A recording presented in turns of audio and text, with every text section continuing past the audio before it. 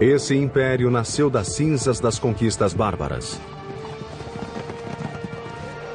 abrangendo 15 fusos horários e um sexto de toda a massa terrestre do mundo. The first thing to deal with is just this enormous size. Após 400 anos de caos, o Império Russo foi forjado por czares de imenso poder, cuja ambição era tão colossal quanto o próprio país. She wrote to one of her correspondents, "I can't stop myself from building. Building is like a disease. It's almost like alcoholism." Esses visionários conduziram a Rússia pelo caminho da grandeza, adaptando tecnologias, conquistando territórios e construindo um império. Mas a mesma vontade que abastecia a sede de glória eterna acabaria por devorar o próprio povo.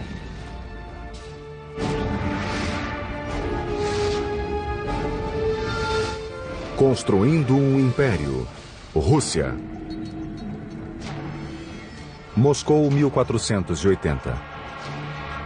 Um czar resolveu alcançar um poder sem precedentes. Seu nome, Ivan III. Por séculos, seu povo estivera sob o tacão dos mais brutais guerreiros da Eurásia. Eram oriundos da Mongólia, os tártaros. Mas Ivan III resolveu que faria de tudo para derrotá-los. Sem hesitar, rasgou o tratado que o ligava aos tártaros e declarou que a Rússia lhe pertencia. Agora o futuro do povo russo estava em jogo. Se Ivan perdesse, todos pereceriam. Se ganhasse, a Rússia se tornaria a terra dos czares. Hello, I'm Peter Weller. Some say the history of Russia is a history of its great cities. Now, what we think of as Russia today actually began in the 9th century when a very diverse people started to coalesce around a single dominant clan called the Kievan Rus. The Kievan Rus were from the Ukraine, but they migrated here to a very forested area around many rivers and lakes and started a small trading hamlet called Novgorod, meaning new city. Oral tradition tells us that life in Novgorod was so chaotic and so tumultuous that the people actually invited a Viking warrior named Rurik from across the Baltic Sea to come here and establish order. Em Novgorod, o clã Rus de Kiev floresceu. Adotaram a religião e a tecnologia dos vizinhos, os bizantinos, e construíram novas cidades à medida que a população crescia. Um dos entrepostos localizado nas terras férteis do oeste chamou-se Moscou. Moscow, whose date of founding is officially given as 1147, was a small, essentially log fort on a river by the name of Moscow, Moskva. Enquanto isso, os membros do clã ficaram conhecidos como russos. Todavia, sem governantes nem defesas, as cidades russas eram alvo fácil para a invasão dos mais agressivos guerreiros, os tártaros. Em 1237, 120 mil cavaleiros tártaros atravessaram o rio Volga para invadir. Os primeiros russos não eram páreo para essa forte cavalaria. Por quase 24 meses, os tártaros devastaram a Rússia. Mas para as autoridades, a invasão foi uma oportunidade para negociar com os invasores e melhor reconstruir a cidade. Moscow's rise started in the 14th century, very clever, cunning, ruthless politics on the part of the Grand Princes of Moscow, who managed to ingratiate themselves with the Tatar masters and achieve the ability to collect taxes from the other Russian principalities. Sob a proteção tártara, Moscou começou a drenar os recursos das demais cidades. Os territórios anexados acabaram formando um só estado moscovita. Contudo, os líderes ainda tinham de pagar aos odiados guerreiros tártaros. Tudo isso mudou em 1462 com Ivan III. Ivan chegou ao poder resolvido a pôr um fim no domínio tártaro. Adotou o título de Grande Príncipe de toda a Rússia e concebeu um plano para derrotar os tártaros. Ivan, I think, had all of the characteristics he needed to be a good and successful Tsar and to earn the title the Great. He was ambitious, he was opportunistic, he was ruthless, he was smart. O novo czar começaria pelo casamento. E escolheu a princesa do império que lhe dera religião e arquitetura, Bizâncio. Com essa aliança, Ivan adotou o símbolo bizantino da águia bicéfala e chamou a Rússia de Terceira Roma. Em 1472, o czar começou a construir o próprio legado. Encomendou uma catedral que seria o sinal inequívoco de que a Rússia era uma potência para ser reconhecida. Os operários começaram a trabalhar na grandiosa obra nesse mesmo ano. Mas a Mãe Natureza tinha outras ideias. Em 1474, um pequeno tremor de terra sacudiu Moscou. 2 anos de construção viraram uma pilha de escombros. Erguida em pedra bruta sobre fundações frágeis, era um acidente previsível. Ivan transformou o desastre em oportunidade. At this point, Ivan III does what any shrewd ruler would do. Find the best people. And the best people of that period, the 15th century, were in Italy. Ivan achou Aristóteles Fioravanti, conhecido e habilidoso mestre arquiteto da Itália. Mas antes de reconstruir a Catedral de Moscou, era preciso demolir o que ficara. Na primeira de várias inovações, Fioravanti usou a tecnologia bélica na forma de um ariete para derrubar as ruínas da catedral. And that amazed the Muscovites. What they'd taken months to erect unsuccessfully, he was able to batter down in 3 weeks. A seguir, Fioravanti iniciou a nova construção, que hoje é conhecida como Catedral da Assunção. Começou inspirado em velhas igrejas locais, mas deu-lhe toques de tecnologia ocidental. O resultado revolucionou a arquitetura russa. We start with the foundation. Instead of the rubble-filled trench, which was typical of early medieval Russian building, he cleared the trench and put large oak pilings, which are much more stable means of supporting the building, so that the building doesn't later crack or deform in ways that will lead it to ultimately collapse. As inovações de Fioravanti não pararam. Em vez de empilhar pedras como de hábito, ele optou por desencontrar os blocos em amarração, a fim de conseguir maior estabilidade. Terminadas as paredes, ele se voltou à delicada e perigosa construção dos tetos abobadados. When you begin to vault the roof, there's an enormous amount of weight coming down on those walls. So the third element that he introduced was iron tie rods. Well, they were just iron rods that were inserted into the masonry and extended across at the level of the vaulting. It serves as an additional form of support. It ties the structure together. Por fim, em vez das cúpulas redondas de pedra, tão comuns nas igrejas, ele introduziu tijolos mais leves e robustos, ensinando aos russos como queimar e assentar o novo material. So that from the pilings to the wall bonding, to the tie rods, to the upper structure, Fioravanti used a new set of techniques which had been mastered in Italy, but put them within the context of Russian symbols. Acabada, a catedral ficou com 30 metros de altura.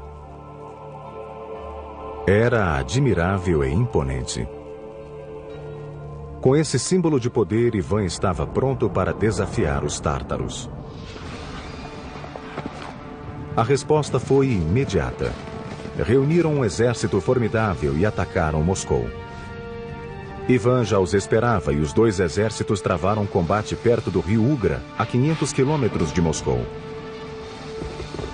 Após meses de luta equilibrada, os russos conseguiram vencer os tártaros. Ivan expulsou os opressores que haviam subjugado os russos por quase 3 séculos.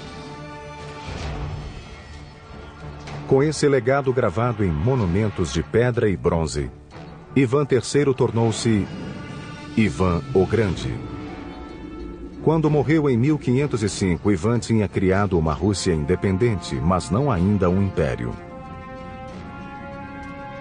Essa distinção ficaria com outro Ivan, cujo poder absoluto e desumana crueldade lhe valeria o título de Ivan o Terrível. No fim do reinado em 1505, Ivan o Grande havia libertado o povo russo da subserviência aos tártaros e triplicado as terras de Moscou. In other words, it went from 15,000 square miles to 45,000 square miles, which was an enormous accomplishment in itself, and that would earn him the title the Great. Mas os tártaros ainda eram um problema. Embora afastados de Moscou, sua capital, Kazan, ficava no caminho das conquistas da Rússia. Apenas a sombria determinação do terceiro neto de Ivan libertaria de vez a Rússia dos tártaros e a transformaria em império. Ele seria conhecido como Ivan o Terrível. I think the greatest single period of expansion was under Ivan the Terrible. The Muscovite Tsardom encompassed the Volga, the Ural regions, and then eventually all of Siberia. Esse grande imperador havia tido uma adolescência extremamente perturbada. Ainda menino, ele perdera o pai e testemunhara a brutal luta pela sucessão, envolvendo tortura, execução e assassinato. Tais atrocidades marcariam Ivan para sempre. Ivan the Terrible's traumatic background as a child, I think, produced an Ivan who was terrible. Even as a young child, he tortured animals. He seemed to be cruel and sadistic. Quando assumiu o poder em 1547, ele se convencera de que Deus o incumbira de governar a Rússia. He was the first Russian ruler to have himself crowned formally as Tsar. And Tsar is simply a Russian derivative of Caesar. It's an imperial title. Como czar, Ivan achou a saída perfeita para seu intelecto rude e enérgico, lançando a primeira ofensiva russa, o famoso sítio de Kazan. Primeiro, ele criou um exército de quase 150 mil homens, incluindo unidades de artilharia e engenharia treinadas nas táticas de sítio da Europa. Os engenheiros adaptaram as técnicas para o aparato bélico russo. Antes de mais nada, projetaram uma estrutura para defender as tropas russas nas planícies abertas da Eurásia. Chamava-se Gulai Gorod. This was actually a movable fortress. Gulai Gorod consisted of wooden screens or wooden boards. Eram verdadeiros escudos feitos para defender a infantaria artilheira chamada Strelets, atirador em russo. Russian infantry stood inside these movable fortress and used guns, used cannons against the cavalry. And another way to use it was against the besieged city like Kazan. 23 de agosto de 1552. Com o exército armado e equipado, Ivan iniciou sua jornada rumo a Kazan. It was done very ingeniously as the Russians moved up and would very quickly erect prefabricated log fortresses as they inched ever closer to Kazan. In other words, tightening the noose around the city. Entrincheiradas por fora, as forças de Ivan lançaram um ataque sem trégua, a partir de Gulai Gorod, de 10 metros de altura, com uma chuva de projéteis por cima das muralhas da cidade. They killed many defenders in the streets of the city using these movable towers. Vendo suas torres intactas, Ivan ordenou aos oficiais que achassem um modo de invadir a cidade.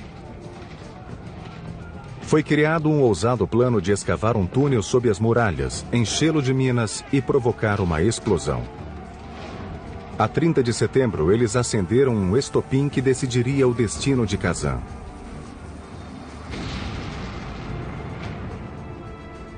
A força da explosão fez deter a batalha. That was the signal to the rest of the army, and all the regiments of the Tsarist army simultaneously started the assault of the fortress.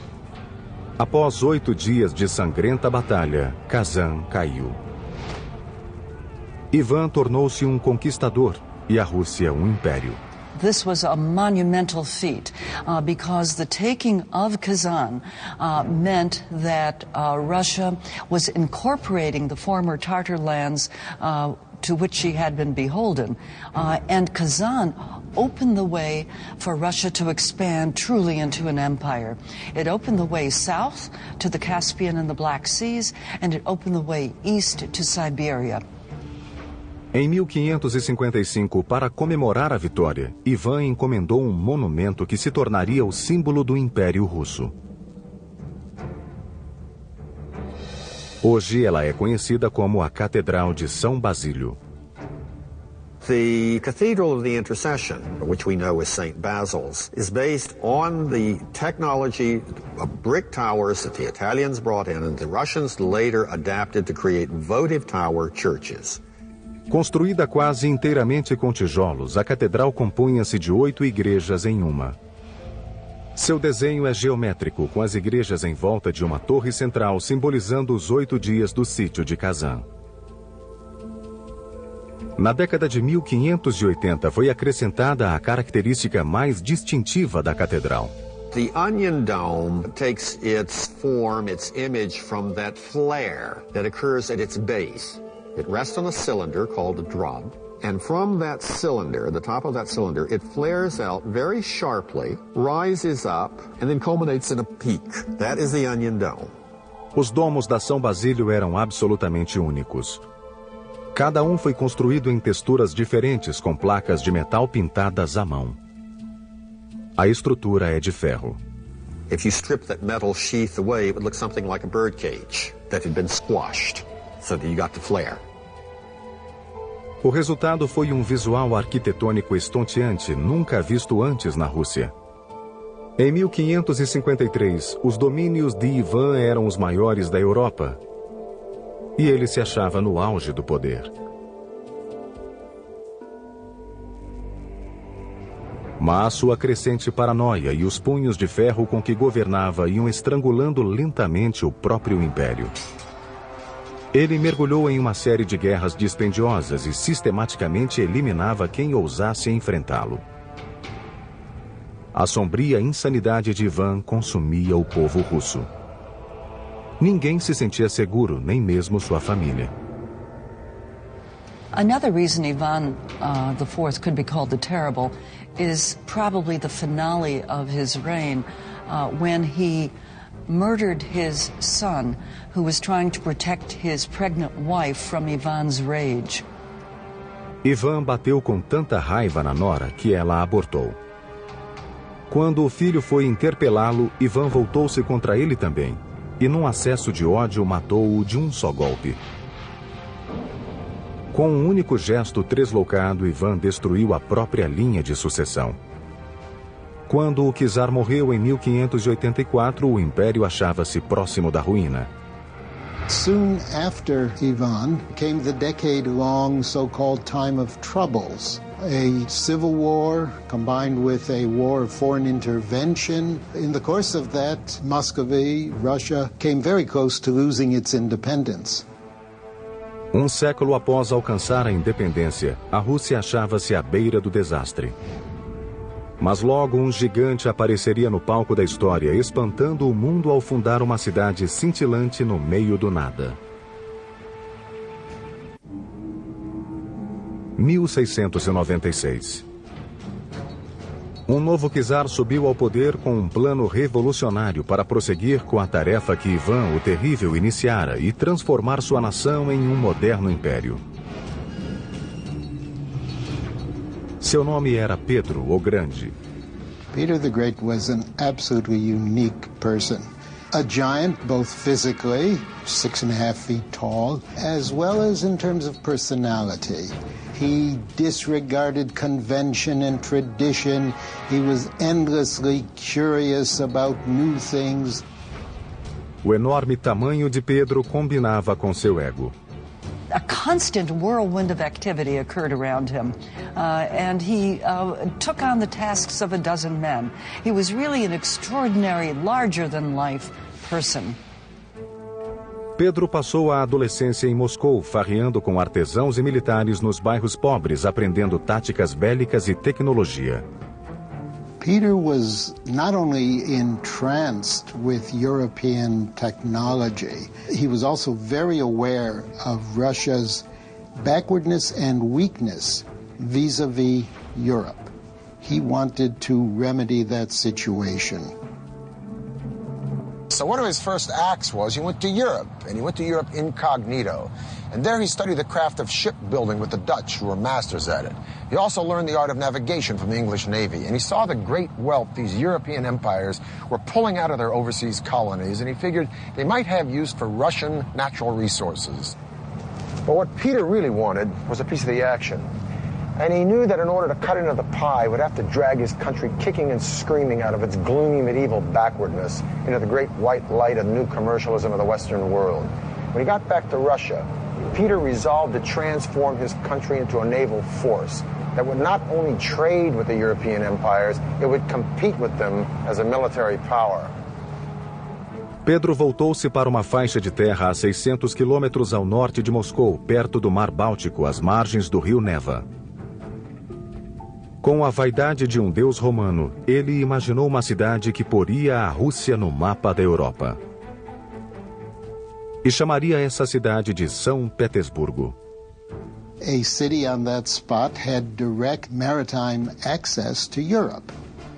O único problema era que essas terras pertenciam à Suécia.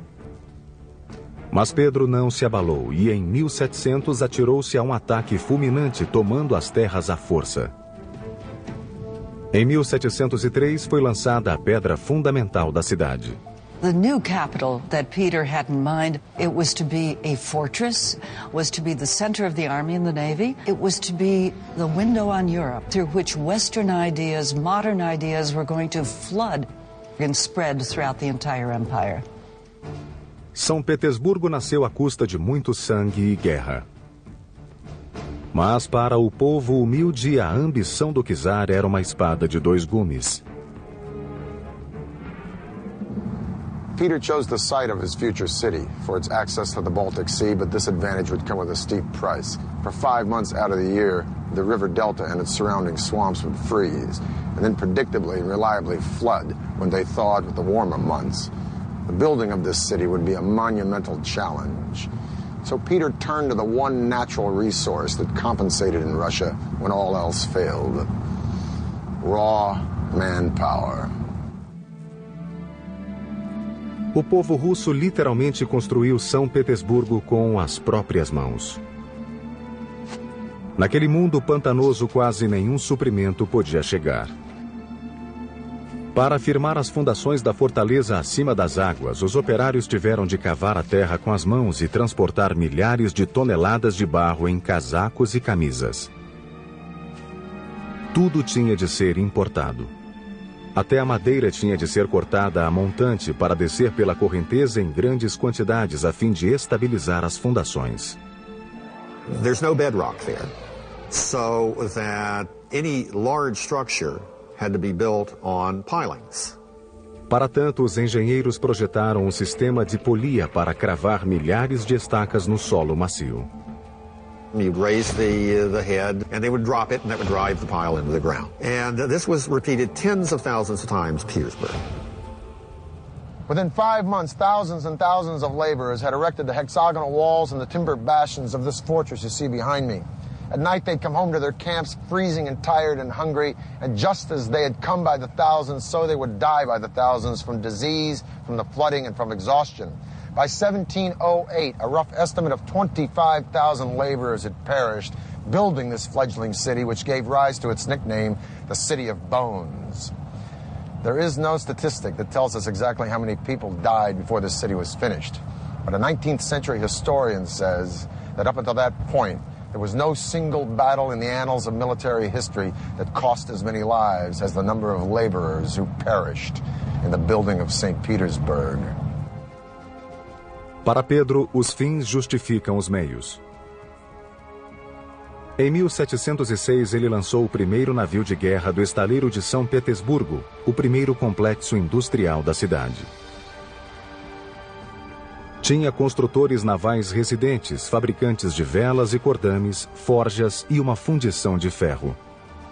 A Rússia agora tinha uma marinha, e o czar ia gradualmente mudando a face do império. Em 1712, com a habitual e rude eficiência, Pedro procedeu à maior das mudanças. De uma simples penada, ele fez de São Petersburgo a capital da Rússia. Em um instante, os 300 anos de supremacia moscovita ruíram por terra. Moscou ficou aturdida. Many Russians reacted to Peter as though he were an alien from outer space. They didn't understand him. He imposed his strange ideas on his country using the full force of an autocratic and absolute monarch, which he inherited from his predecessors, but he knew very well how to use it to get his will. His vision to revolutionize Russia was the thing that drove him throughout his life. Nothing and no one escaped some kind of an effect from this revolutionary process. Pedro não poupou despesas para criar uma cidade do nada. Mas em 1714, São Petersburgo ainda estava longe de ser um centro europeu como ele esperava. E os anos de farra e excesso já começavam a pesar no czar. Sem aquela vontade férrea, o projeto todo ameaçava ruir e deixar a Rússia mais uma vez à beira do caos.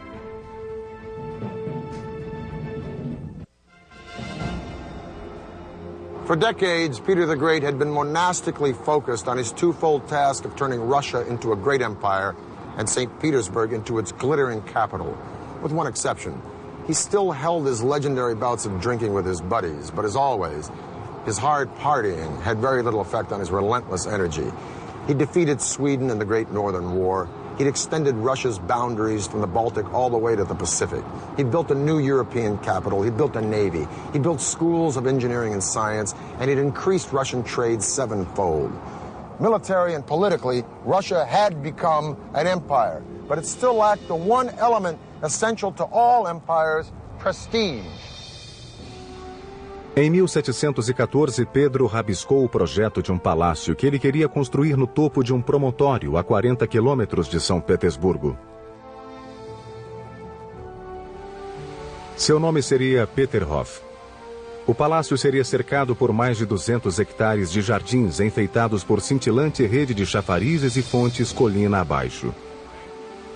Os trabalhos desse grande projeto começaram em 1716. Large numbers of army soldiers were actually sent to the estate to dig the trenches that would feed the water through a pipe system to the fountains. Em 1719, os engenheiros hidráulicos do país começaram a trabalhar no complicado sistema. The palace was built on the heights, and the heights are what feed the water. It's that drop, the gravity in that drop that actually powers the fountains. Valendo-se do terreno escarpado e da água de fontes próximas, os operários construíram um sistema de 22 quilômetros impulsionado pela gravidade. A água ficava armazenada em reservatórios elevados, de onde jorrava por imensa tubulação, que descia vertiginosos 15 metros até a fonte central. A água acumulava força suficiente para esguichar a altura de 20 metros. O resultado era estonteante. A visão impressionava tanto que o palácio foi apelidado de Versalhes russo. Mas Pedro não teve muito tempo para desfrutar essa maravilha. Tendo mergulhado na água gelada para salvar um marinheiro, o grande czar caiu doente e não resistiu. No fim do reinado, ele transformara um país atrasado e pobre em um adiantado império. Mas a tarefa estava longe de cumprida. Seria uma ambiciosa e tenaz alemã, mulher do neto de Pedro, que completaria a transformação de São Petersburgo de fortaleza naval à cintilante capital que hoje conhecemos. Seu nome, Catarina a Grande. Catherine comes to power in the year 1762 by overthrowing her husband, who had been the Russian emperor for only 6 months. And she was able to quite easily topple him. Com o trono assegurado, Catarina seguiu as pegadas de Pedro o Grande e transformou a Rússia em potência mundial. As a foreigner, as a European, she virtually completed the process of Europeanization, which Peter the Great had begun at the beginning of the century. In fact, Catherine regarded herself as Peter's rightful heir. In the 18th century, in order to be a successful monarch, you had to expand your territory, and this Catherine did brilliantly. Catarina anexou cerca de 500 mil hectares de terras ao país, o que gerou vasta riqueza e expandiu o império para o tamanho da Rússia de hoje. Second, you were to introduce a wide-ranging program of reform, and this she did. Como prioridade, Catarina usou a imensa riqueza para modernizar a cidade. Ela se ombreou com grandes monarcas, oferecendo à imensa população humilde vários hospitais, medidas sanitárias, serviços básicos e escolas. Catherine, during her reign, set up architectural norms for the building of new towns, and she did, in fact, build 216 new towns, complete with plans for how the grid should be laid out, how the central square should be laid out, what kind of facades there should be, what kind of materials should be used in construction. Mas o projeto mais bonito e prestigioso de Catarina foi a renovação da residência real. O mais extravagante monumento ao luxo e ao requinte. O Palácio de Inverno. Esse palácio tinha 3 andares que se estendiam ao longo de 200 metros. Por fora era decorado com 200 requintadas colunas e mais de 150 estátuas de mármore. Por dentro havia mais de 500 cômodos, quase 4 vezes mais que a Casa Branca. No curso de seu reinado, Catarina promoveu uma explosão de construções como jamais se vira até então. Com toda essa atividade, a czarina transformou Petersburgo em uma ostensiva e orgulhosa vitrina da cultura, riqueza e poder do Império Russo. She wrote to one of her correspondents, "I can't stop myself from building, but building is like a disease. It's almost like alcoholism." Mas a construção não era o único vício da czarina. Por trás das portas do Palácio de Inverno, Catarina exercia outra forma de patronato, cuidando de seus numerosos e geralmente jovens amantes. She was a hard-working woman. At night, she wanted to have male company. And there were a number of lovers. She treated them very nicely and very generously. She gave them land, she gave them serfs.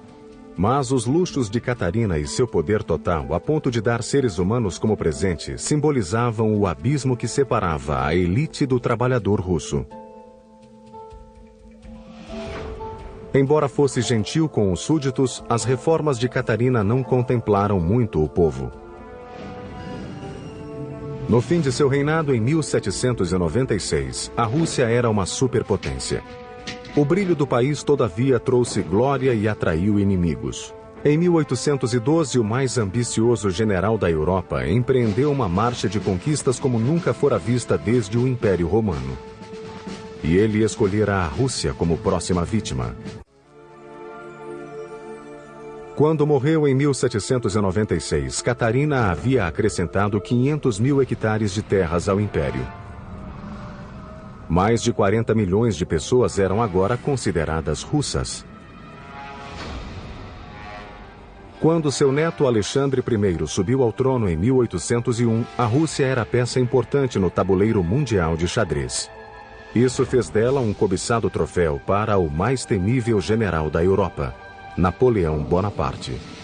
Em 1812, o czar Alexandre enfrentaria um problema que a Rússia não via desde a invasão mongol, 6 séculos antes. Napoleon posed a considerable threat to Russia. He had already brought virtually all of Europe under his control. Napoleão invadiu a Rússia com um exército sem precedentes de mais de 500 mil soldados. Os russos, vendo que não podiam enfrentá-los, adotaram a tática da retirada estratégica. Queimavam tudo o que ficava para trás a fim de deixar os invasores sem alimento. Quando finalmente chegou a Moscou, Napoleão percebeu que havia subestimado a vontade de aço do povo russo. Napoleon probably thought that having invaded Russia, seized the old capital, Alexander would be willing to come to terms with him. Alexander was not. He simply ignored Napoleon until a very harsh winter forced Napoleon to realize that there was nothing to be gained by sitting in Moscow, and so Napoleon began to retreat. Forçado a marchar pela mesma desolada e congelante paisagem que já conhecia, o imbatível exército de Napoleão reduziu-se a 10% de sobreviventes. A mãe Rússia havia derrotado o invencível general. Em 1883, o sucessor de Alexandre encomendou um monumento e instalou-o no centro da praça principal de São Petersburgo, um símbolo da férrea vontade russa. E foi chamado de Coluna de Alexandre. The Alexander Column rests on a granite shaft, red finish granite. It's a monolith, it's one piece. Mais uma vez, um czar forçou os súditos a literalmente mover montanhas para erigir um monumento em honra ao império. Um batalhão de operários extraiu a base da coluna, uma só peça, e levou-a para São Petersburgo. Foi um processo que exigiu 3 anos e milhares de operários. Em Petersburgo, os engenheiros enfrentaram a dantesca tarefa de erguer um monólito de 700 toneladas e 25 metros de altura. There was sort of a giant halter that was fastened onto the column. And then placed around it were capstans which were manned by dozens of people. And at a given signal, they would all move, and through a pulley system, the column would gradually move upward and fall into the place that had been prepared for it on the base. Hoje, a coluna ainda se acha no imenso pedestal. Sua altura total é de 48 metros. It has proved to be absolutely perfectly engineered. A queda de Napoleão eliminou as ameaças ao status da Rússia de maior império continental. Na virada do século XIX, o país media quase 10 mil quilômetros do Mar Báltico à costa do Pacífico, indo até o Alasca. Abrangia 1/6 de toda a terra do planeta, incluindo 15 fusos horários. E com o novo czar continuaria a crescer. And Nicholas II, because of his early experience traveling in Asia, the first of the Tsars to travel to Asian destinations, took into his reign a real conviction that Russia's future lay on the Pacific. Mas com um território que se perdia no horizonte, o império achava-se em perigo de ser esmagado pelo próprio peso. E os engenheiros encontrariam uma solução tão grande quanto a própria Rússia: construir a ferrovia Transiberiana.